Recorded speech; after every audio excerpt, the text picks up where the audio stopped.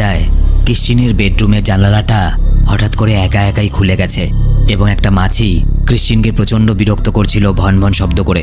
ক্রিশ্চিনের ঘুম ভেঙে যায় এবং হঠাৎ করে পাশ ফিরে এসে দেখে ডাল্টনের জায়গায় গানুশ ভয়ঙ্কর রূপ ধারণ করে তাকে আক্রমণ করতে আসছে।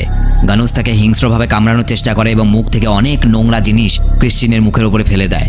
ক্রিশ্চিন প্রচণ্ড ভয় পায় এবং ঘুম থেকে চমকে ওঠে। এটা শুধুমাত্র তার দুঃস্বপ্ন ছিল। আসলে ডাল্টন তখনও তার পাশে শুয়েছিল। সেদিন সে যখন নিজের অফিসে পৌঁছায় তখনও ভয়ানক কিছু ঘটতে বাকি ছিল। দেখা যায় তার এক সহকর্মীর হাতের বদলে সে ভয়ঙ্কর ওই মহিলা গানুশের হাতটা দেখতে পায়। ক্রিশ্চিন প্রচণ্ড রেগে যায় এবং দেখা যায় হঠাৎ তার নাক মুখ থেকে বিনা কারণে রক্ত পড়তে থাকে। সবাই চমকে যায়। ক্রিশ্চিন কোনো রকমে তাড়াহুড়ো করে নিজের নাক মুখ চেপে অফিস থেকে তাড়াতাড়ি বেরিয়ে যায়। এই সুযোগে তার সহকর্মী রবিন তার কাজের ফাইলটা চুরি করে নেয়, কারণ এই ফাইলটাই ক্রিশ্চিনের প্রমোশনের জন্য সাহায্য করত। ক্রিশ্চিন বিন্দুমাত্র দেরি না করে পৌঁছে যায় গানুশের বাড়িতে। তার কাছে ক্ষমা চাইতে হবে। সত্যি সেই মহিলা তার জীবন একদম অতিষ্ঠ করে তুলেছে এবং ক্রিশ্চিন বুঝে গেছে যে ওই মহিলা তাকে এমন অভিশাপ দিয়েছে যার কারণে তার জীবনে এরকম ঘটছে।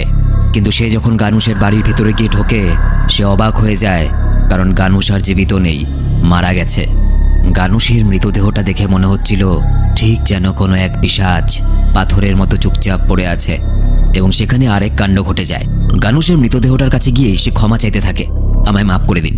এবং দেখা যায় গানুশের মৃতদেহটার সঙ্গে ধাক্কা খেয়ে সে মৃতদেহটা পড়ে যায় এবং গানুশের মুখ থেকে এক ধরনের তরল জাতীয় জিনিস ক্রিশ্চিনের উপর ছড়িয়ে পড়ে।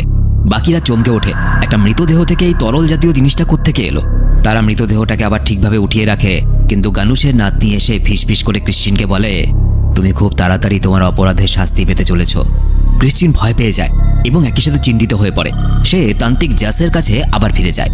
জাস তন্ত্রমন্ত্রের কিছু গবেষণা করে বলে, যতক্ষণ তোমার কাছে ওই অভিশপ্ত বোতামটা আছে ততক্ষণ লামিয়া নামে এক ভয়ঙ্কর পিশাচ তোমাকে 3 দিন ধরে ভয় দেখাবে এবং তারপর তোমাকে টেনে নরকে নিয়ে যাবে।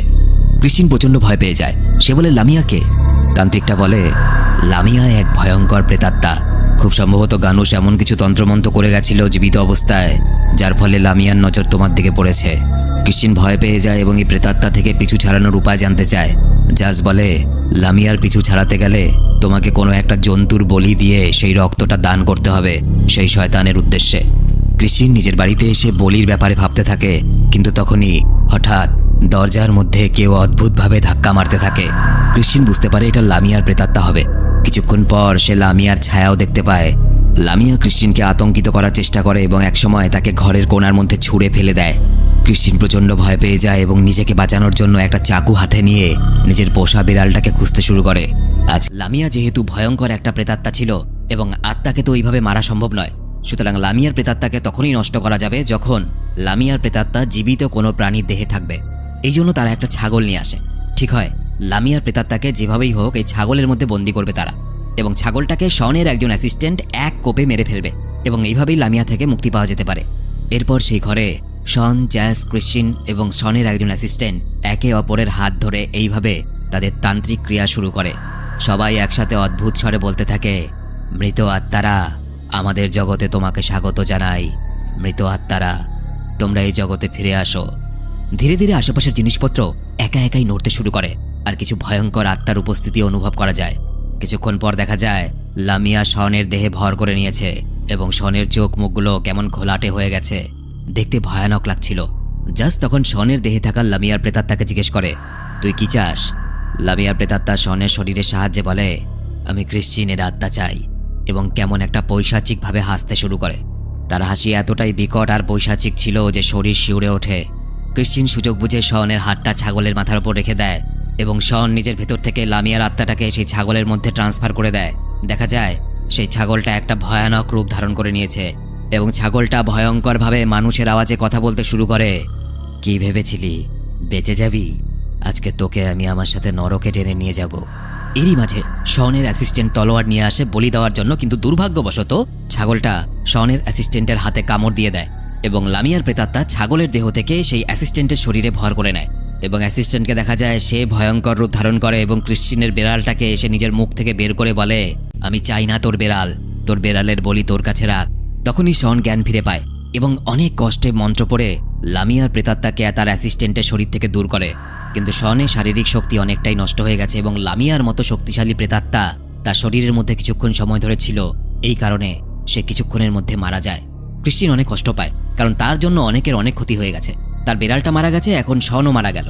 এবং সবথেকে দুর্ভাগ্যজনক ব্যাপার হলো লামিয়ার প্রেতাত্মা কিন্তু এখনও ধ্বংস হয়নি। শন মারা যাওয়ার পরে জ্যাস ক্রিশ্চিনকে বলে, এখন এই অভিশাপ থেকে মুক্তি পাওয়ার একটাই উপায়, তুমি তোমার এই অভিশপ্ত বোতামটা কাউকে দিয়ে দাও। তবে হ্যাঁ, এমনভাবে দিতে হবে যাতে সেটা উপহারের মতো হয়। কিন্তু মনে রেখো, তুমি তোমার এই বোতামটা যাকে উপহার হিসাবে দেবে, লামিয়ার প্রেতাত্মা কিন্তু তার পেছনেই পড়ে যাবে এবং তাকে নরকে টেনে নিয়ে যাবে। এরপর জ্যাস একটা খামে করে বোতামটা ক্রিশ্চিনকে দিয়ে দেয় আর বলে, তোমার কাছে শুধুমাত্র একটাই রাত আছে। ঠিক কাল লামিয়া তোমাকে নিতে আসবে এবং তোমাকে টেনে নিয়ে যাবে নরকে। ক্রিশ্চিনের কাছে শুধুমাত্র আজকের রাতটাই আছে। ক্রিশ্চিন ডাল্টনের সঙ্গে গাড়িতে করে নিজের বাড়িতে ফেরে এবং গাড়িতে সে ডাল্টনকে নরকে পরিণত হতে চলেছে, আমি এই বোতামটা তার মৃতদেহের কাছে রেখে আসব। ক্রিশ্চিন একা পৌঁছে যায় সেই কবরস্থানে। গানুষের কবরটা খুঁড়তে থাকে সে এবং অনেকটা খোঁড়ার পর গানুষের পচা গলা সেই মৃতদেহটা বেরিয়ে আসে। দেখে মনে হচ্ছিল কোনো পিশাচ শুয়ে আছে। বোতামটা মৃতদেহ হাতে দিতে চায়, কিন্তু ভুলবশত গানুষের হাতে ক্রিশ্চিনের এক মুঠো চুল আটকে ছিঁড়ে যায়। ক্রিশ্চিন কোদাল দিয়ে গানুষের মৃতদেহের মুখটা খুলে বোতামের খামটা ঢুকিয়ে দেয় এবং বলে, আমি তোমার দেওয়া এই অভিশপ্ত বোতাম তোমাকেই ফিরিয়ে দিচ্ছি। এখন থেকে এটা তোমার, আমার তরফ থেকে উপহার স্বীকার করো।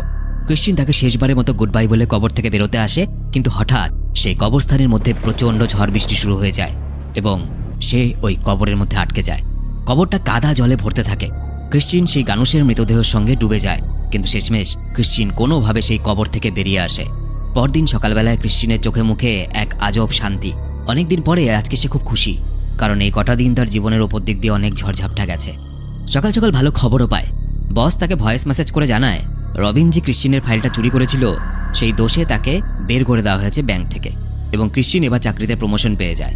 ক্রিশ্চিন ভেবেছিল তার লাইফ আবার ঠিক ট্র্যাকে ফিরে এসেছে, কিন্তু ক্রিশ্চিন ভুল ভেবেছিল।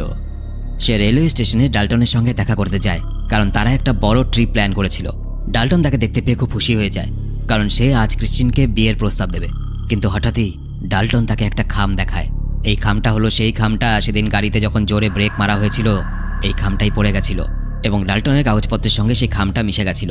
এবং সেদিন ক্রিশ্চিন যে খোঁজাখুঁজির পরে খামটা পেয়েছিল সেই খামটা ওই খামটা ছিল না যেটার মধ্যে বোতাম ছিল।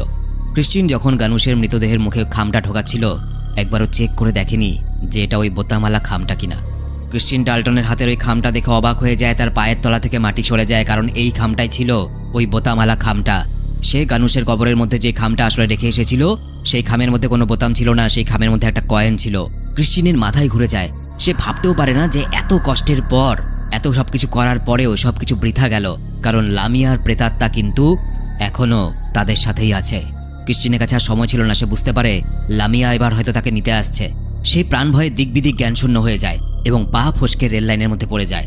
ডাল্টন এটা দেখে ভয় পেয়ে যায়, কারণ সেই রেল লাইন দিয়ে ট্রেন ছুটে আসছিল। ডাল্টন তাকে বাঁচানোর চেষ্টা করতে যায়, কিন্তু দেখা যায় রেল লাইনের মাটি ভেদ করে নিচের থেকে অনেকগুলো ভয়ঙ্কর হাত বেরিয়ে এসেছে। ক্রিশ্চিনকে টানতে থাকে তারা। ক্রিশ্চিন সাহায্য চাওয়ার জন্য চিৎকার করতে থাকে, কিন্তু কিছুক্ষণের মধ্যেই ক্রিশ্চিনকে সেই হাতগুলো টেনে নিয়ে নরকে চলে যায়। মুহূর্তের মধ্যেই অসম্ভব ঘটনা দেখে ডাল্টন হতভম্ব হয়ে যায়, কিন্তু দেখা যায় ডাল্টনের হাতে কিন্তু তখন সেই বোতামটা ধরা। অর্থাৎ এরপর ডাল্টনের পালা। অভিশাপ ছিল এবং অভিশাপ এখনও আছে ওই বোতামটার মধ্যে। আর মুভিটা এখানেই শেষ হয়ে যায়। ভিডিও ভালো লেগে থাকলে শুধুমাত্র একটা লাইক করে বন্ধুদেরকে শেয়ার করে দিও। তোমরা আমার সাথে কথা বলতে পারো সরাসরি। ফেসবুক, ইনস্টাগ্রামের লিঙ্ক এই ভিডিওর নিচের ডেসক্রিপশনে দেওয়া আছে।